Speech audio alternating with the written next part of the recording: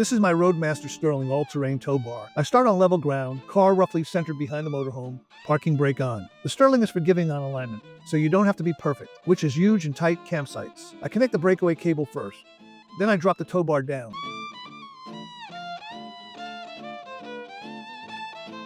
Guide the arms to my base plate, pin them, and clip them and run the safety cables through the built-in guides so they stay up, don't drag, and don't bind in turns.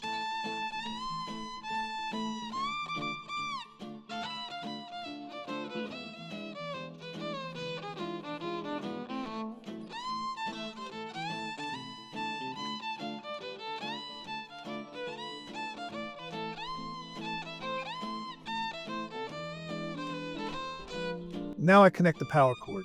Then I pull forward slowly until both telescoping arms fully extend and click lock. Unhooking is easy. Most of the time I use the release lever and the arms slide back like they should. But if I'm parked twisted or there's a lot of tension in the bar, the pins can get tight. If it's still stubborn due to tension, I'll tap the pins out with a small hammer or mallet.